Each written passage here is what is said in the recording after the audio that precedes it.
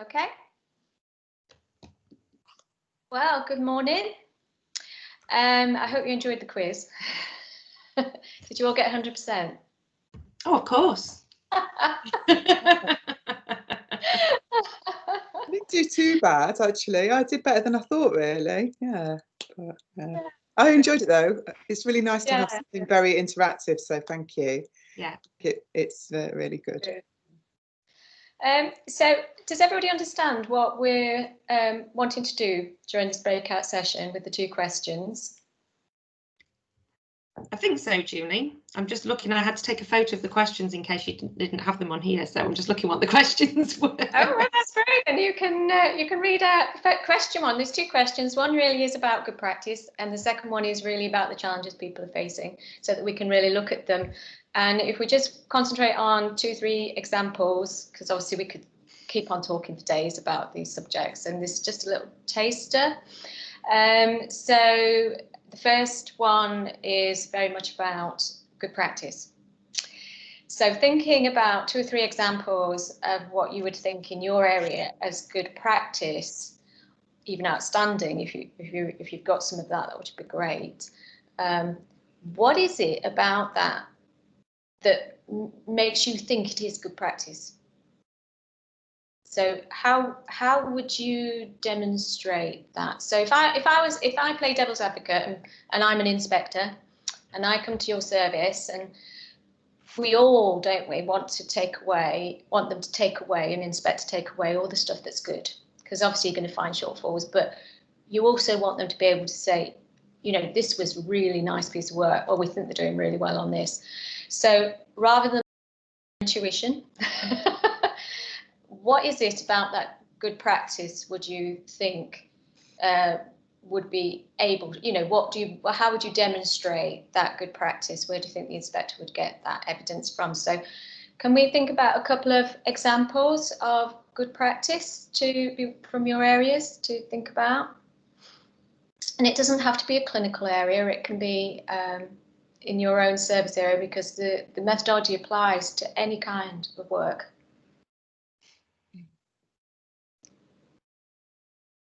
No, come on, you should be. Please, Polite's got his hand up. Are we in hands, or are we just chipping in? So how would you know? I think the question was, how would we know it's delivering quality? And I think probably the best test of that is to speak to those that are receiving care, and is what we're aiming to do translate into better care for people.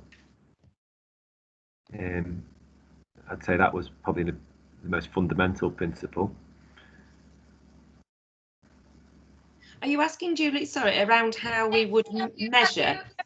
Yeah, no, well, I'm just thinking, how would you recognise what good practice is in your team?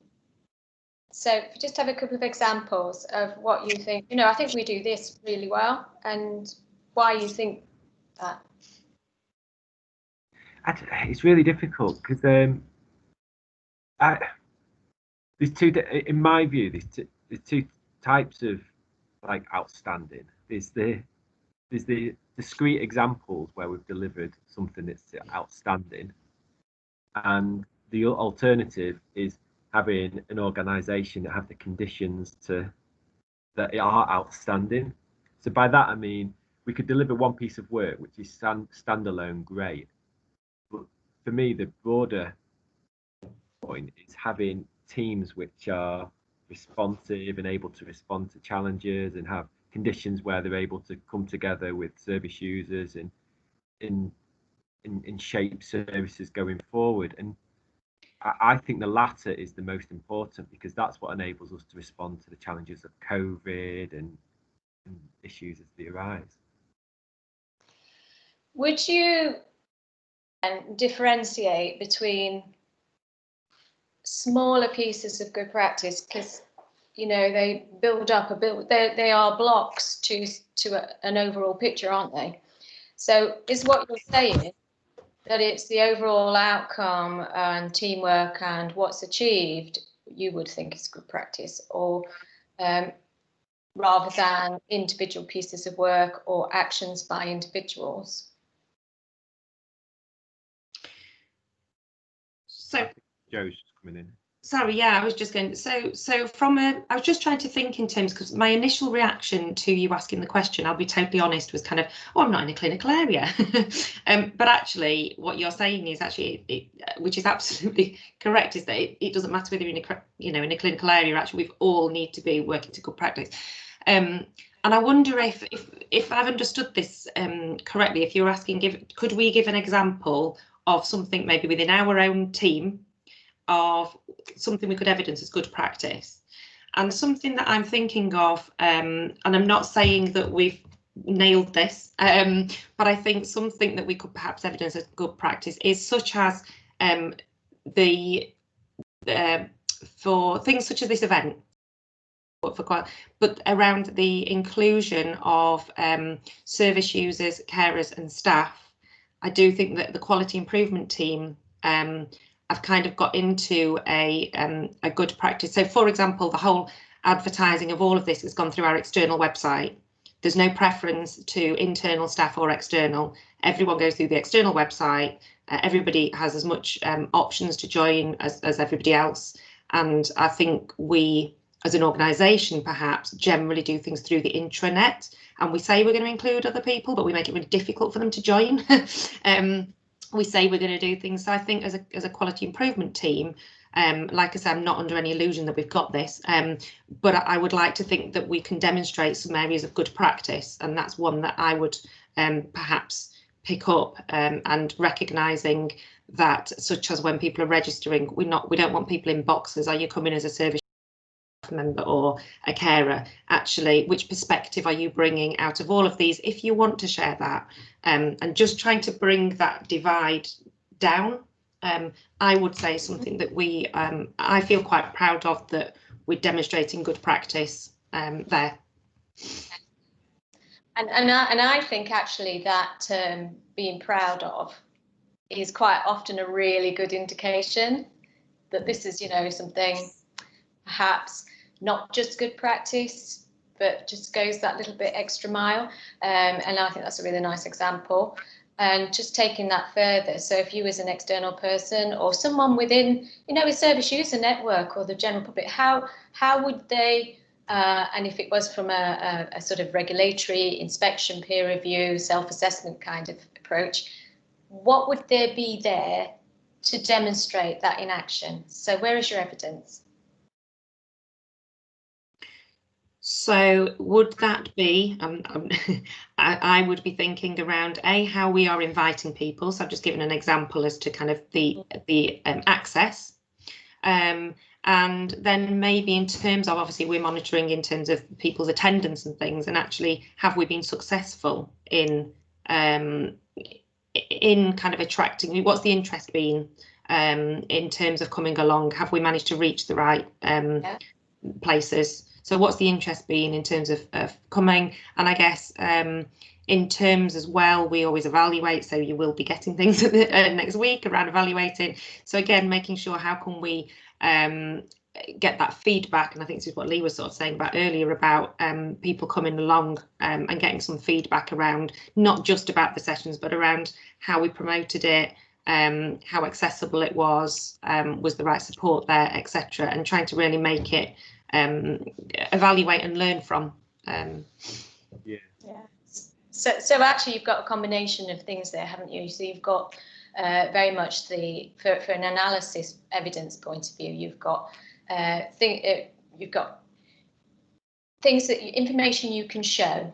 You can actually show how you did it, examples of limitations. You can show how the whole website was dealt with and communicated, but also you've got feedback, staff participation, service user participation, and the evaluation. So these are all nice pieces of evidence to help demonstrate that. Yes, Lee? I think it's really important to show the evidence of it in terms of how many people with lived experience attend these sessions, and that's a really important measure. But I also one thing we need to demonstrate is our intent, because I know that every conversation we have within quality improvement usually starts with, are we engaging service users?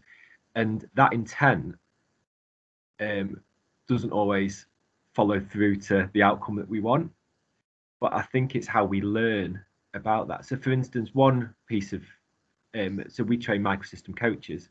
We're probably the first area across the country who've trained people with lived experience to coach teams, and sometimes that might not have translated to someone long-term coaching, and we've learned a lot from doing that. But I think the intent is there to try and do better, and I judge an organisation by how we learn from what we're not doing right. So I think it's a balance of demonstrating the true numbers that we're engaging with people better, but while we haven't engaged with people, was the intent there to do it, and have we learned from how we haven't done it? Yeah, and that's another key point, which is really important, is having really identified some really good practice stuff that you're proud of, and being in a very good position to demonstrate that in action, is sitting back and, okay, what is all of this evidence? What is all this information telling us about what we should do next? So it's the next steps, the so what question. So all of this then is, what does this amount to? So it could be, yes, we can show that we've got more involvement going on, but not quite as much as we want to. So how are we measuring it? What is the next milestone? What is our next steps to improve upon this? And you're using that. And that's part of triangulation. You're moving all these different sources to come up with a finding for you to then help go on to the next steps. Jo, I'm really conscious. Have you got any examples of good practice you'd like to share? Well, first of all, I'd like to say thank you for inviting. I'm really glad I've come along to this. This has really made me think in a way that I'd not really expected, and sort of reflect on my time in the trust, which has been about 3 years, and the role that I've had, and be thinking about, so what is good practice to me. So my role is I'm a co-production consultant, so I'm somebody with lived experience working primarily within psychology, actually. It actually makes me think of, there's some things I can definitely say, oh yeah, I think I know when I'm doing things practice, and some of those things are principles, and some of those things can be benchmarked against some national standards. So for me, I go usually by the National Survivor User Network's 4PI standards, or the ladder of participation, are the sort of models that I'm usually thinking, where am I, or us as a group, where are we in relation to those sort of things. So for example, one principle is, I would say I'm doing good practice when I'm saying, how can we invite more people into this conversation? How can we have wider participation? I suppose there's that thing about asking that question. I'm actually being effective if then we're all going, yes, let's do that, and it actually happens. Yes. Yeah. And actually thinking about things, and there's other things like, for example, I think very often in work meetings about who are we hearing and who are we silencing, who's being heard and who's being silenced, who's being told, actually, classic for me is, oh, we've not got much time, we need to move on. The number of times I've heard that, not so much in the trust almost, but in my other role, because I've done this in a different role outside of the trust for a very long time. So I hear that a lot. It's quite interesting. And, there's a difference between whether that's me or someone else. And also I think being aware of power as well, like when we're aware of different power. Anyways, there's different things like that that really help me think about when I'm contributing in a good way or not a good way. But actually, this makes me feel like really quite frustrated about how limited my impact has been, actually. And I think what I need to do is go away and think, why is that? Try and more understanding of why that is. Because I don't want to be doing something and feeling like I've had very little impact indefinitely. So that's kind of, but I think it is useful. It's both kind of, is that so what next, really, isn't it? That is absolutely my so what next. Your experience is telling you. We could talk, as we could talk for England, couldn't we, about this subject, because it's very thought provoking. From a challenging perspective, then, if we flip it over, just think of one particular challenge that you're facing or have faced, and what did you do about it? How would you think someone from an external perspective would view that? How would, where do you think the information evidence would come from? Or is it something that's just between yourselves? But even so needs to be addressed going forward. It doesn't have to be anything major, just something small. Can you think of one? Jo, have you got any challenges from your experience? If you go first. Which Jo are you talking to? Hemmingfield. Yeah. What are the challenges? I think, I mean, I'm just going to speak off the top of my head without probably thinking very carefully about it. But I think the key thing is, I think one important thing is about building up trust. And although in some areas, and because I work across loads of different colleagues, you see, so that's one thing. Part of what I do is work into the university and in the clinical psychology training course. And I'd say myself and my colleagues, we have built up a fair amount of trust. So, when we first started working there, there was a bit of a kind of, oh, we're not sure what we can say when you're around, and like that sort of thing. And I just wonder if that's, I don't know, but I would imagine that might be the thing. I'm not quite sure how I would do that even, but I think the whole thing, like thinking about what my challenges are, and my colleague as well, and how to overcome them, and whether or not it's trust or whether it's something different, that's something I'm going to take away and think on more, really. But I could also ask Jo and Lee, because I work with both them a tiny little bit, so any feedback, do let me know. Okay. That's some triangulation for you right there, right? Yes, there you are. Yeah, that's fantastic. He's already using the techniques. Fantastic. I think we have to go back to the main group now. And is there anything, Jo and Lee, you want to add before we go? Yeah, but I've probably not got time. Well, silence your voice, Lee. We can always mention it in the reflection session. Okay. Yeah. Okay. Right. I'll see you shortly. Back in the main group. Is that okay? Brilliant. Did you just click back on the link that's in the chat? Is that right? Back on the original link. Yeah. Right, leave this and click. Yeah. Oh God, I didn't leave it. I didn't leave it. I'm still on pause in the other one. Oh, no. Okay. See you shortly.